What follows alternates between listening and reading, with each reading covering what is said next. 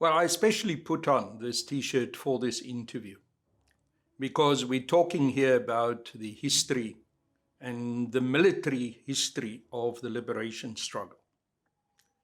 And Thomas Sankara said that the soldier without political, ideological education is a potential criminal. And for me, that summarizes what I want to try and achieve with part of this interview. Political education, historical understanding of where we come from, avoid some of the misrepresentations and wrong decisions that get taken. And for me, it is important when we understand our history, we understand the ideology that informed that history, that those of us who have been trained as soldiers, as veterans of Umkhonto we Sizwe, will not allow ourselves to be misled, will not fall into the trap of misrepresentation, but will understand where we come from and understand the past and the future in the light of that ideological and historical clarity. I was deeply disturbed and angered by Janusz Wallach's release. He should never have been released. I share the pain that the wife of Commander Chris Hani, Comrade Dimpu Hani, expressed about this decision by the government and by the African National Congress to get Janusz Wallach released. And he's gone.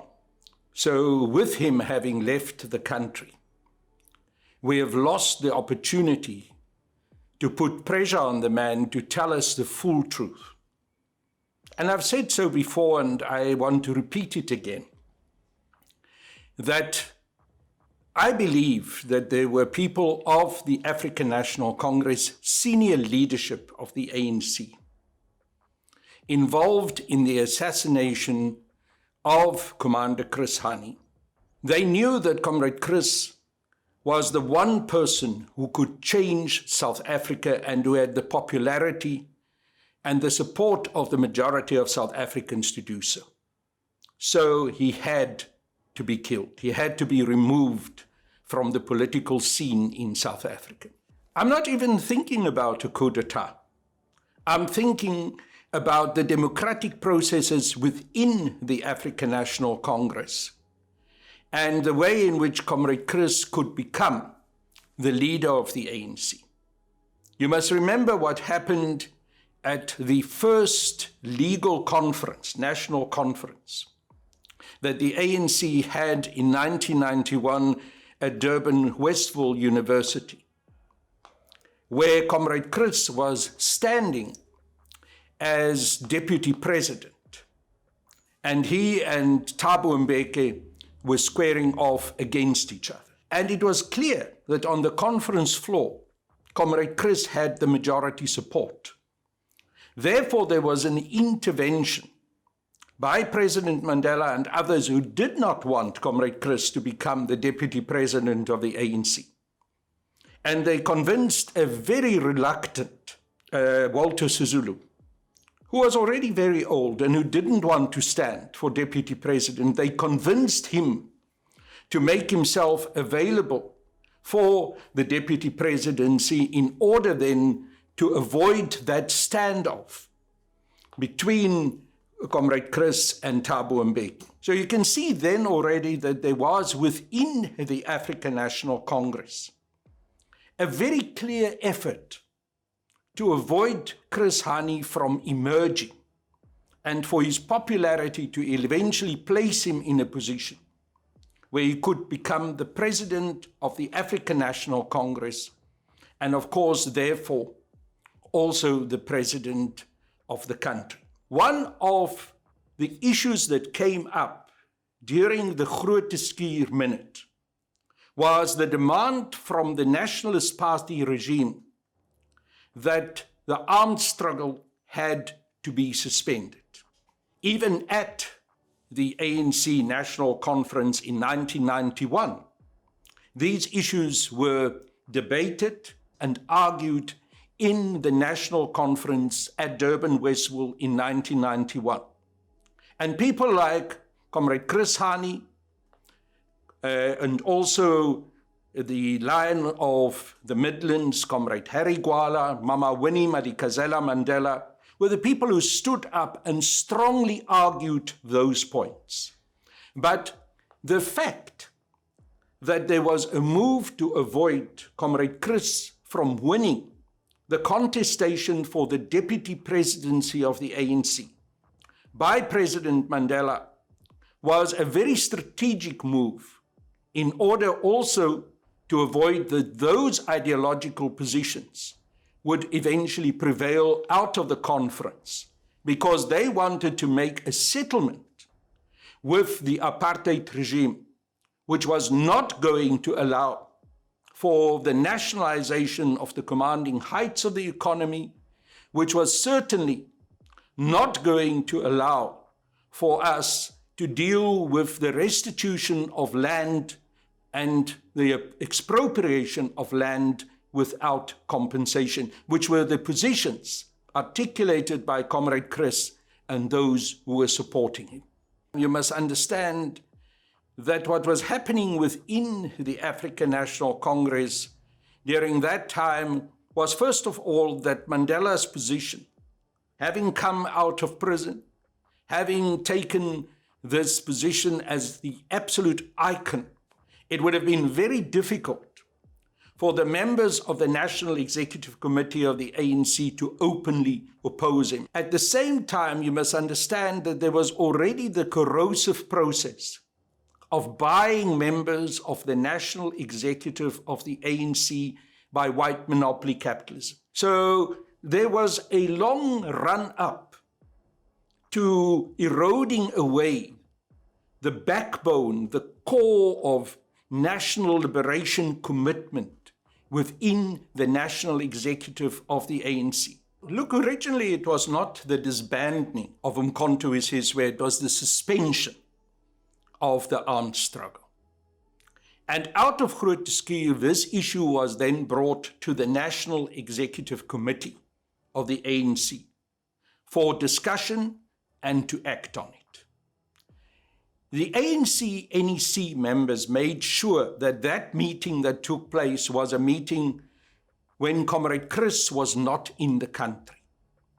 So he was not present during that NEC meeting when that decision was then ratified, the decision that was contained in the Groot Schuur Minute, to suspend the armed struggle.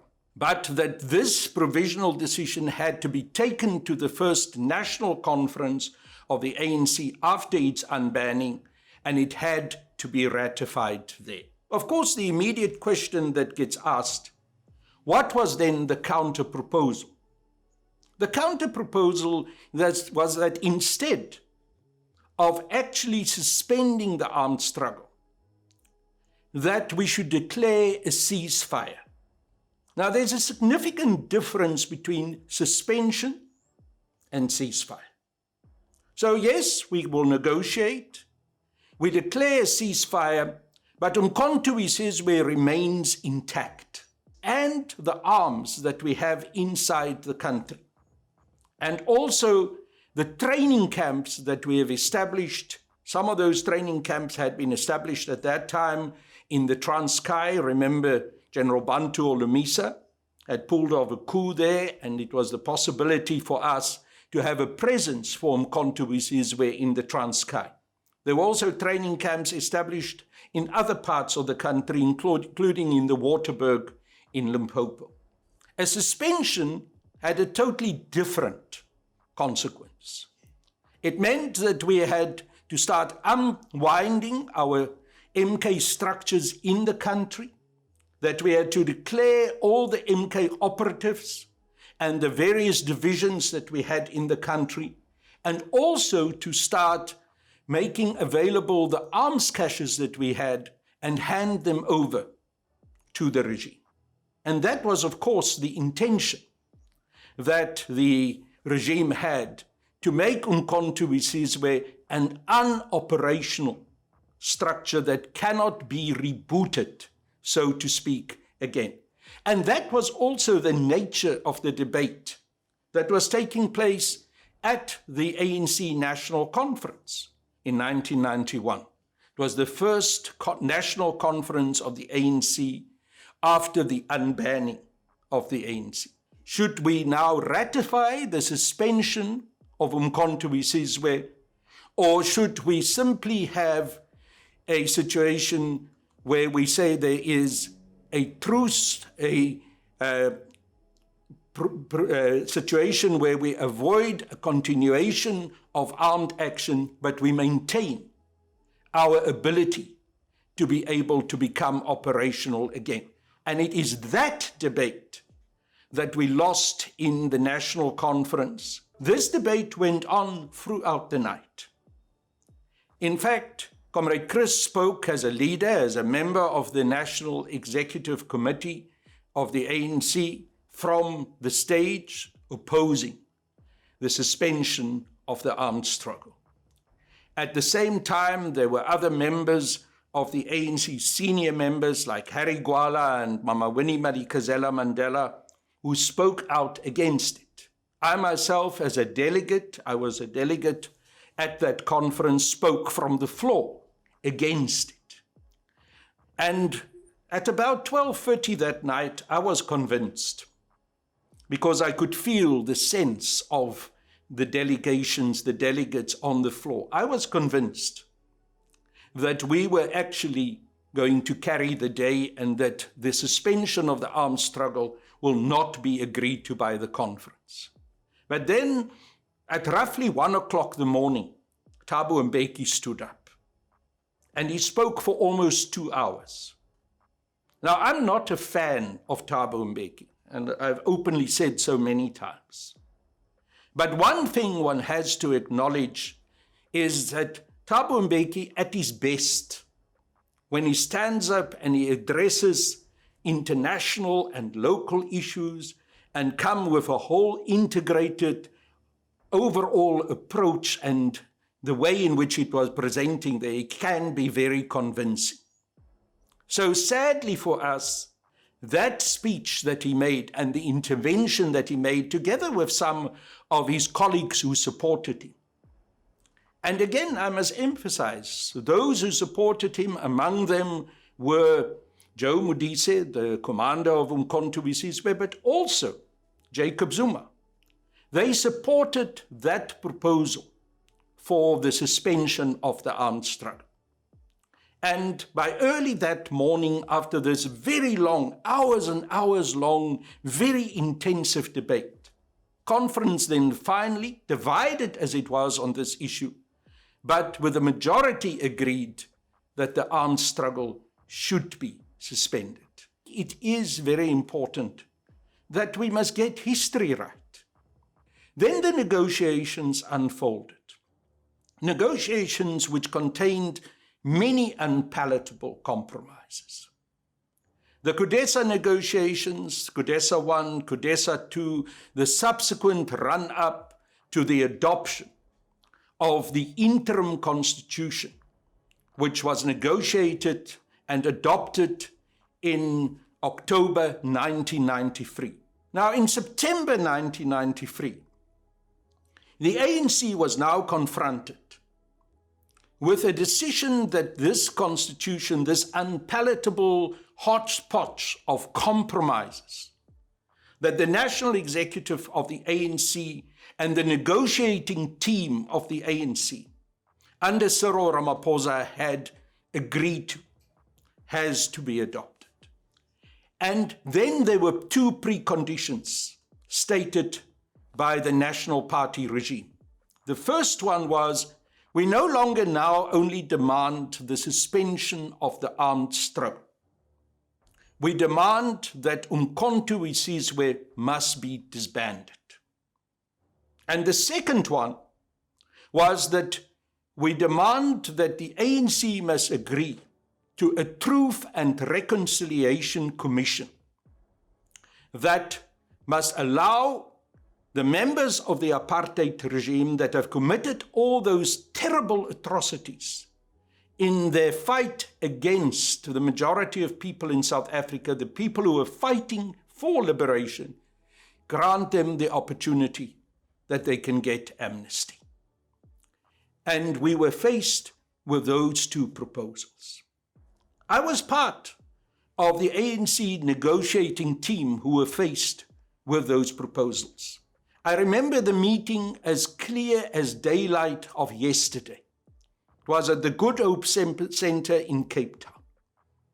And we were presented with those proposals, but at the same time, we were also presented with an intelligence report that was given to us by Joan Klankler and by Jacob Zuma, saying that the South African Defence Force and the then head of the Defence Force, General Jannie Geldenhuys, together with the previous head of the Defence Force, Constant Viljoen, who had then created the Freedom Front already, were ready to pull off a coup if these proposals were not adopted by us, especially the issue of the Truth and Reconciliation Commission. And I remember that Mac Maharaj stood up in that meeting and said to us, "Comrades, we have got no other option but to accept these conditions sent to us by the National Party regime. If we don't accept it, there is a strong likelihood that we will have a coup, that the negotiations will come to an end." And here is the critical thing.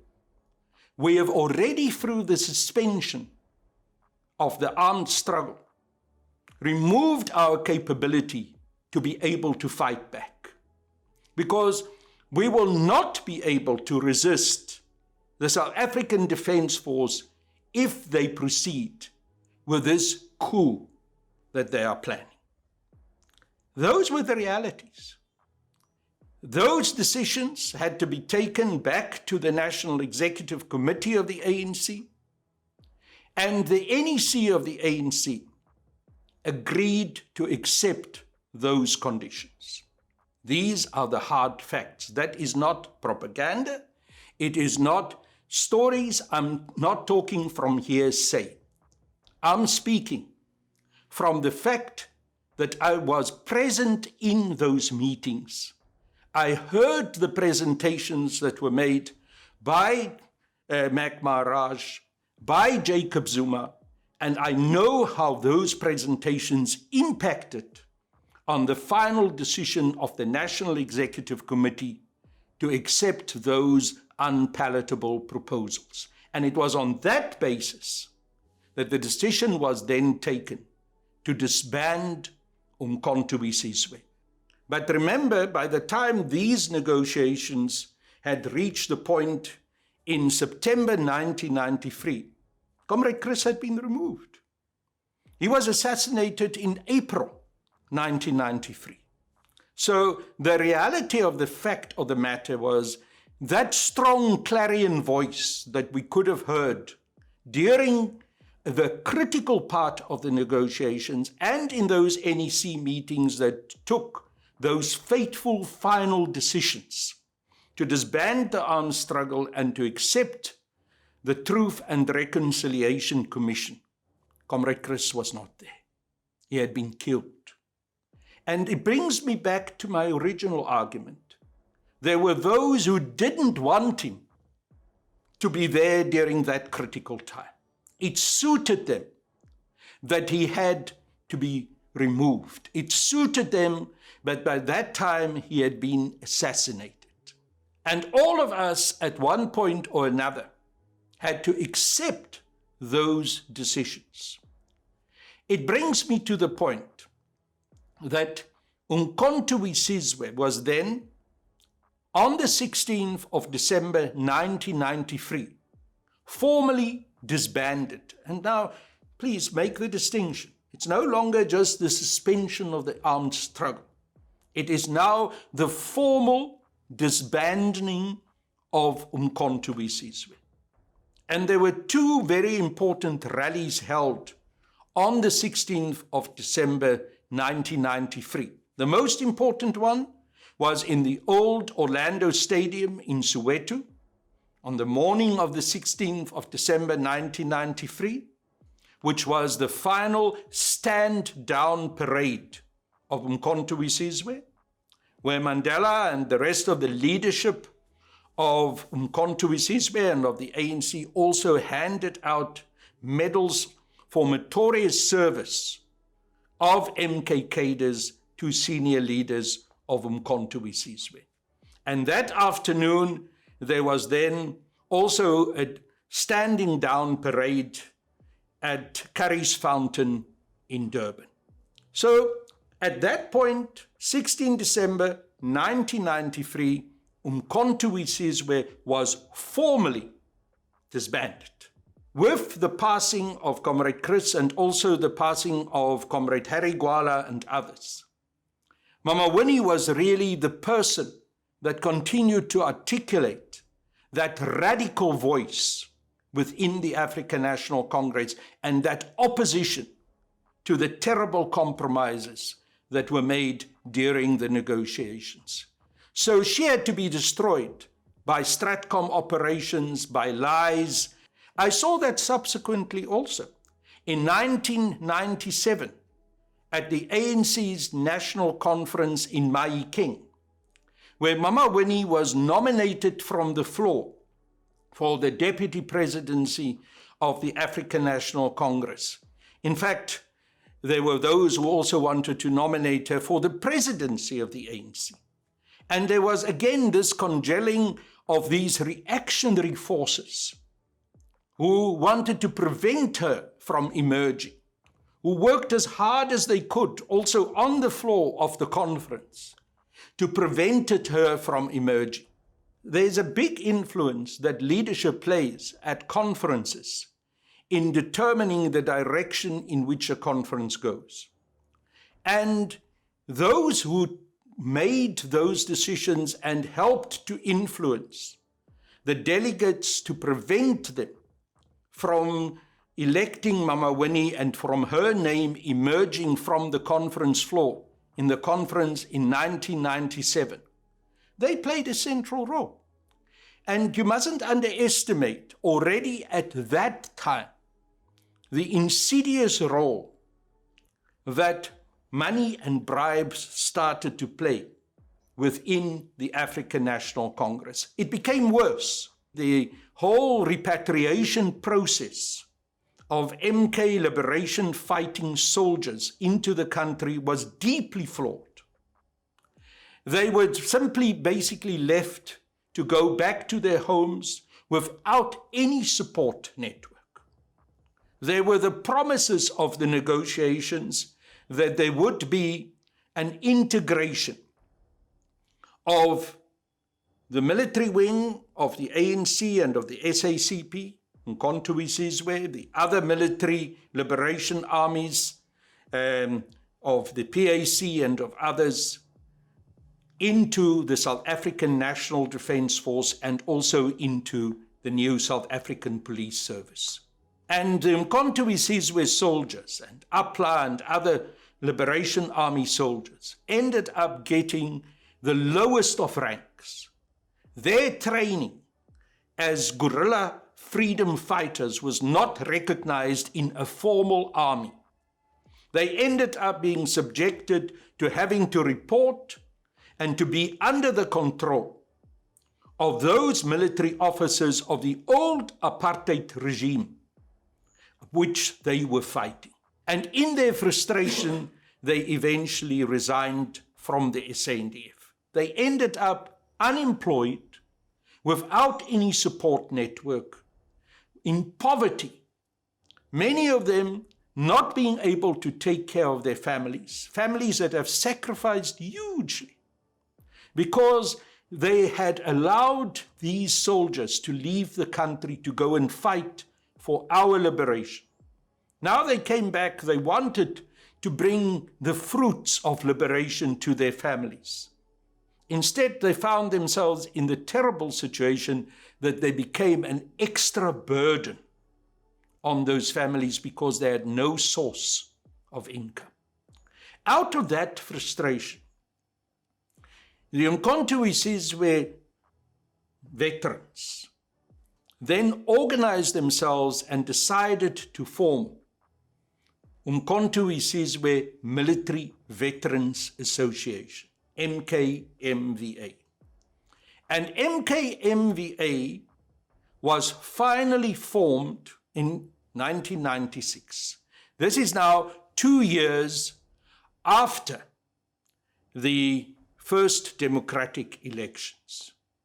The intention of the formation of Umkhonto Military Veterans Association was to fight for the rights of MK veterans, former members of Umkhonto which had now been disbanded. And it must be emphasized, the intention of MKMVA was not to resuscitate Umkhonto. No ways. Umkhonto was disbanded. This was an association with the intention to now fight for the rights of military veterans, members of the former Umkhonto. And those fights took a long time until eventually they managed to get a breakthrough with the adoption of the Military Veterans Act, number 18 of 2011, which said that there are 11 rights, 11 privileges that MK and other military veterans are entitled to, housing among them, a military veterans pension, taking care of the educational costs and needs of military veterans and of their family members, assisting military veterans, those who have got the aptitude and the ability to start businesses. Sadly, even up to this day, those particular rights that military veterans in terms of the law are entitled to have not been fully granted to them. Because military veterans are continuing, especially those from the former liberation armies, from the former Umkhonto and APLA, to be subjected to a vetting process about a so-called list of a database of who are really military veterans. That database continues to be mismanaged. That database continues to disregard many members of Umkhonto and APLA and other liberation armies from recognized as military veterans. And because they don't appear on that database, they continue not to get those particular rights that they are entitled to. Simultaneously, when the final decision of the Military Veterans Act of 2011 was passed, there was then created a Department of Military Veterans. That Department of Military Veterans has now been integrated together with the Department of Defense, and it is called the Department of Defense and Military Veterans. It is a dysfunctional department, the Department of Military Veterans. It has the worst possible staff. It is run with the most incompetent people. And the price that is being paid is a price that is being paid by military veterans who do not get what they are entitled to in terms of the Military Veterans Act of 2011, number 18. MKMVA became embroiled in the factional politics of the African National Congress. And Ramaphosa and those with him decided that they wanted to disband MKMVA. We opposed it. I was at that stage the national spokesperson of MKMVA. Kebi Mapatsu was the president of MKMVA, and a number of other members of the National Executive Committee of MKMVA opposed it. And then when the MKMVA was clearly not in favor of many of the decisions and directions in which Ramaphosa and his faction within the ANC were going, they then established an opposing faction to try and divide MKMVA, which was under the leadership of Siphiwe Nyanda. But that group was never an official group representing military veterans of Umkhonto we Sizwe. The only official structure that existed, that was adopted and was recognized by the African National Congress, was Umkhonto we Sizwe Military Veterans Association. In June 2021, Cyril Ramaphosa and the National Working Committee of the African National Congress decided that MKMVA had to be disbanded. But what must be emphasized, and this is where we must avoid confusion, MKMVA is not simply extended by the formation by President Zuma, former President Zuma, and those around him, the MK Party, which was formed on the 16th of December 2023. That is a new structure. It is not the continuation, the historical continuation of Umkhonto we Sizwe, which historically we have to accept it, was disbanded on the 16th of December 1993. And Umkhonto we Sizwe Military Veterans Association started in 1996 as an association, not as a resuscitation of Umkhonto we Sizwe, the armed wing of the African National Congress. The MK Party that Jacob Zuma started and launched on the 16th of December 2023 is simply a political party. It is not an extension of Umkhonto we Sizwe, nor is it a continuation of the Umkhonto we Sizwe Military Veterans Association. MK Party is simply a political party that Jacob Zuma and his supporters started in 16th of December 2023. And I believe that they wrongly abuse the history of Umkhonto we Sizwe and even manipulate the symbols of Umkhonto we Sizwe to create a farcical impression that it is a continuation of the same armed struggle of Umkhonto we Sizwe, which it certainly cannot be. And the historical facts are that the president of MK Party was in favor of the suspension of the armed struggle, and he was in favor in 1993 of the final seizing, the final end of Umkhonto we Sizwe, when Umkhonto we Sizwe was disbanded. So these are historical facts. They are not things that I simply suck out of my thumb. They're not things that I read in some funny history book. I lived through them. I was present at all of those meetings. I know exactly what happened. And that is why, from my perspective, when President Jacob Zuma came and said that he wanted now to establish Umkhonto we Sizwe Party, when he said that he's going to establish it, in fact, he told me already in September 2023 that he was going to do so. When Jabulani Khumalo registered the Umkhonto we Sizwe Party with the Independent Electoral Commission, in October 2023, I was present in a meeting at Zuma's residence here in Johannesburg, and in Forest Town. It was a meeting where a number of political leaders of so-called progressive or left parties were present. In that meeting, there were also people like Bantu Olumisa. I don't know if we can still continue to call them progressive, because they have subsequently joined the sell-out so-called Government of National Unity, but they were there.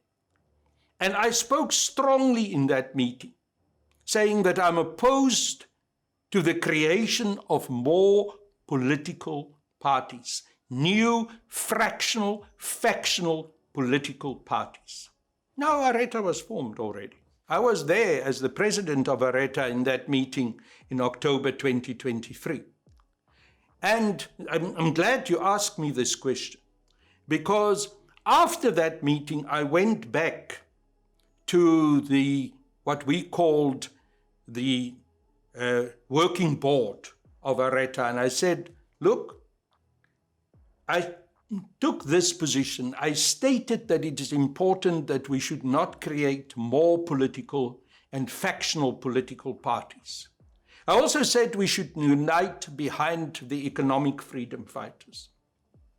On the basis of that, I'm convinced, absolutely convinced, that we as Areta now cannot continue to hold with any integrity our position to exist. We must disband Areta. And as members of Areta, we must take a decision in our individual capacities to join the economic freedom fighters. The members of the working board of Areta asked for a short while to consider it. A week later we met. They told me they agree with that decision. We then said, in fact, they delegated me. They said, now you must go to Jacob Zuma and tell him about this decision of ours, that we are going to join the economic freedom fighters. And we agreed that we were going to make that announcement on the 14th of December 2023. We knew that on the 16th of December 2023, Zuma was going to announce the MK party. We knew it. He had told me he was going to do it. We said we are going to make our announcement before that announcement. And we're going to inform him beforehand, so that there's no sense that we are acting behind his back. I met with him then at the house of his daughter in Hyde Park. That was a week before we made that announcement. I told him that I'm fundamentally opposed to the creation of new political parties such as the MK party. I reminded him of what I said in that meeting in October 2023, which was now just 2 months earlier, where I said that we should all unite behind the economic freedom fighters and that I'm opposed to the formation of new political parties on the so-called progressive left.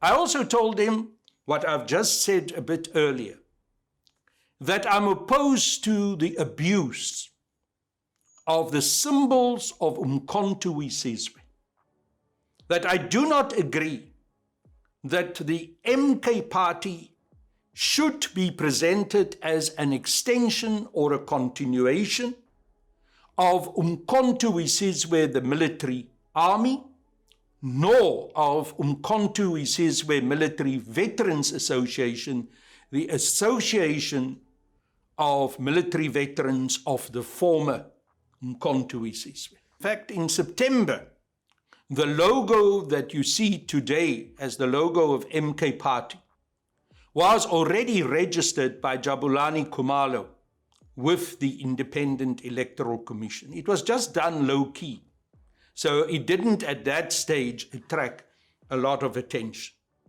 So I told him, I'm opposed to this. I believe that it is an abuse of the history of Umkhonto we Sizwe. It is an abuse of the logo of Umkhonto we Sizwe. President Zuma didn't like what I was telling him.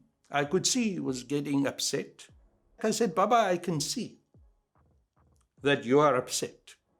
Can I come with my full working board of Areta, which we are now going to disband, to Nkandla, so that you can hear it's not just my view, it's our view. In the back of my mind, I still had the hope that I can convince him not to do what he was planning to do. I said to him, Baba, if you proceed with the establishment of the MK party, it will be inevitable that the economic freedom fighters and the MK party will end up in a contestation. And that will lead to a division of the progressive left. So when we left that meeting, he said to his daughter, Comrade Carl wants to come and see me together with his working board, arrange the meeting. I arranged the meeting with his daughter, with Duduzile. We traveled from Johannesburg and all over the country to Nkandla to meet with him. This was now the last weekend before the 14th of December, where we were going to make that announcement that we are joining the economic freedom fighters. When we arrived at the gates of Nkandla, we were told that he is refusing to see us. So we turned around, we left. I'm just stating the historical facts as they have unfolded. Now, some people, and this I must say, some people will say to me, yeah, but you supported Zuma then so strongly. You went from one court case to the other to support him. Yes, I did. Because I thought it was hugely wrong.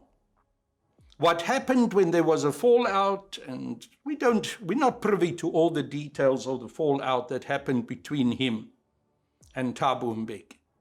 But when there was finally a fallout between him, Thabo Mbeki, and some of those who in the past were his allies, they then turned against him and acted in a way that was unjust towards him. That injustice I opposed. I'm unapologetic about it. It was wrong what was being done to him and how the law was weaponized against him. But the fact of the matter is none of those things suddenly reset history. None of those things suddenly reset what happened in 1991, 1993, 1997, and what happened today.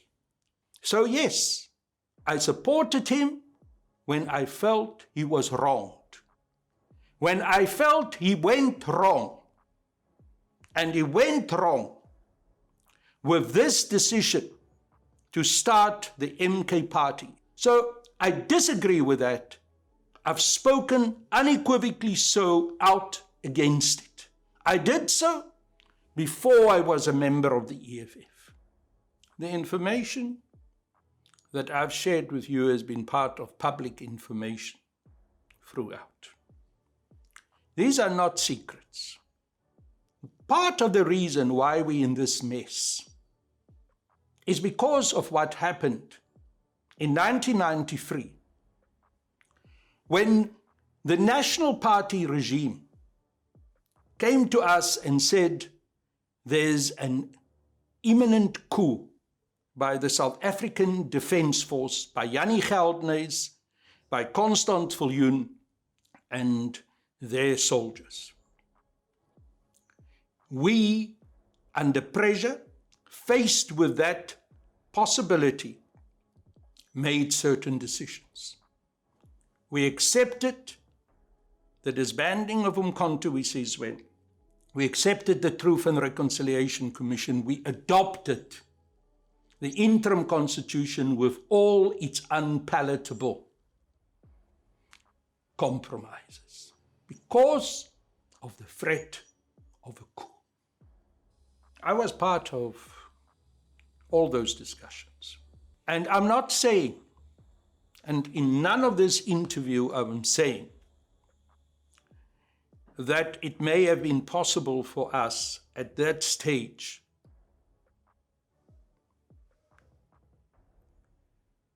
to have done a different decision like the one that was taken in 1993. But I am saying, if we understand that it was a terrible compromise, that it was a compromise that had horrible consequences for the political and economic development, and especially the economic liberation of the people of South Africa, then we can never glorify those decisions. We can simply say, we were in a hard place. But as soon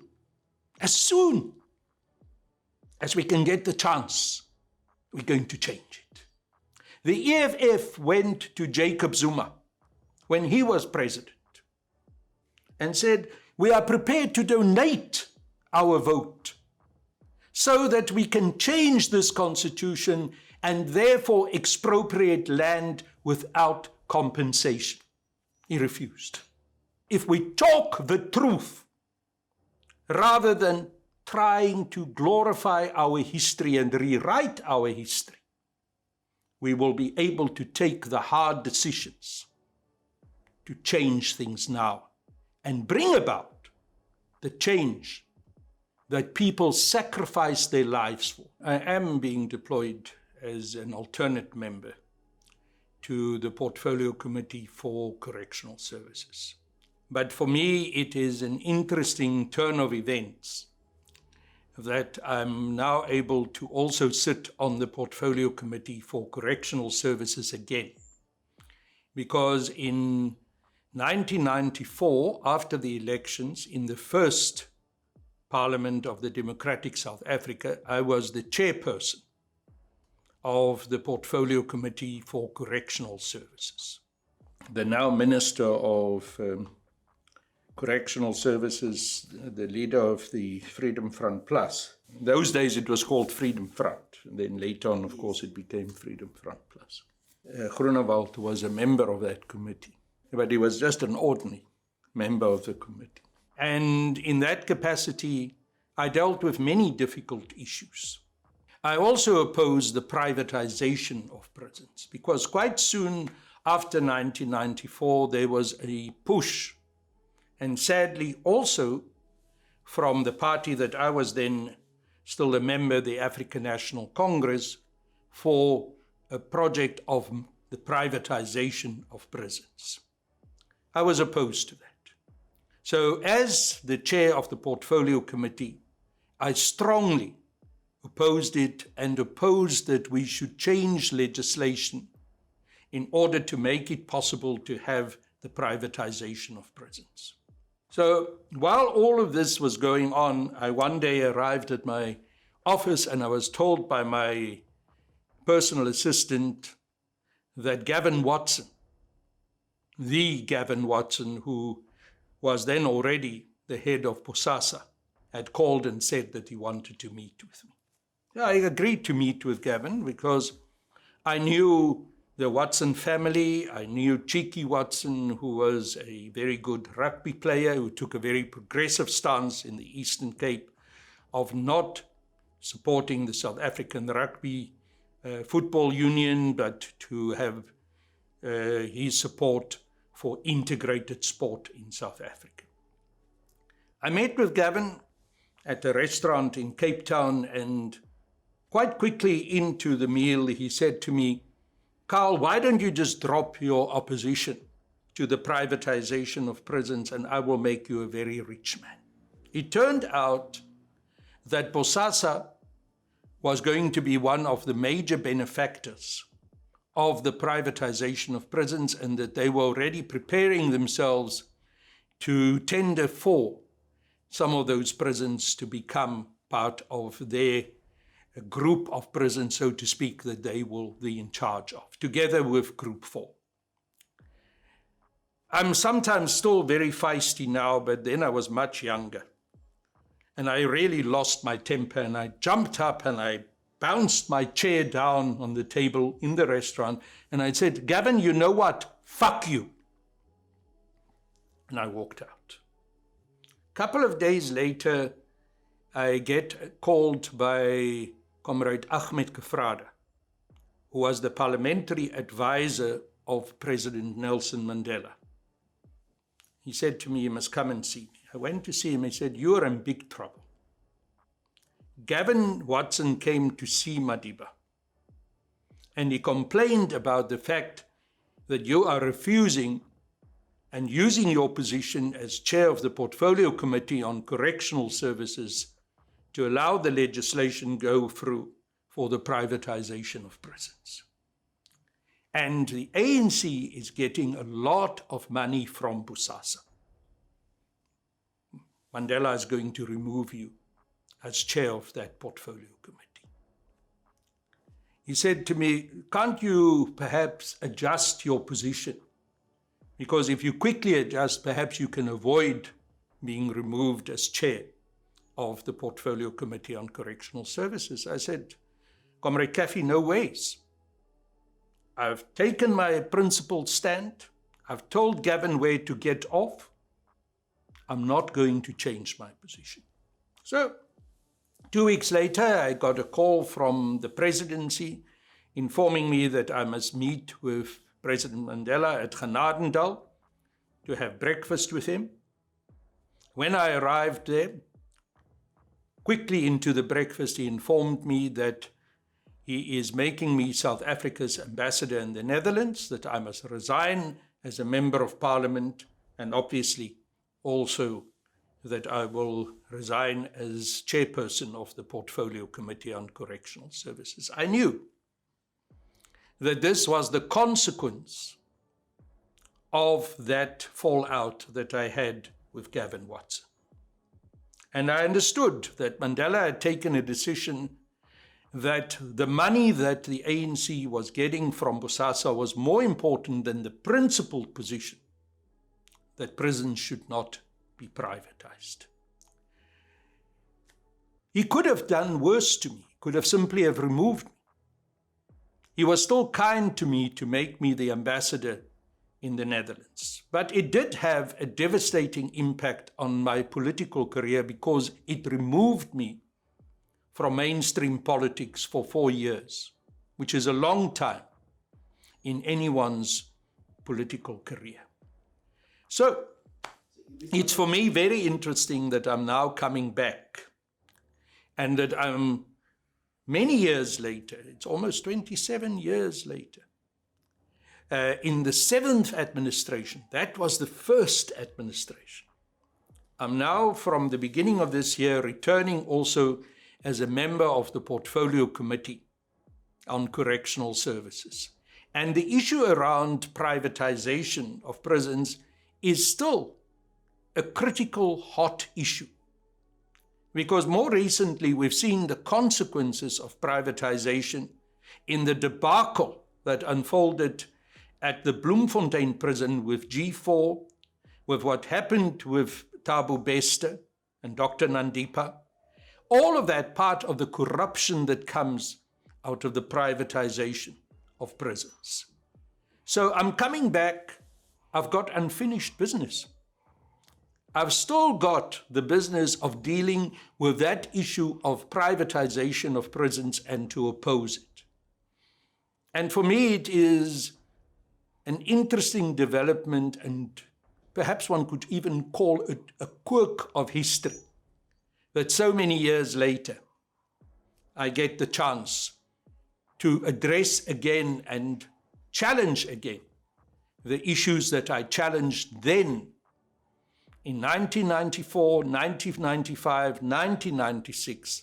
I was removed and prevented from continuing that challenge. Now I can take it up again.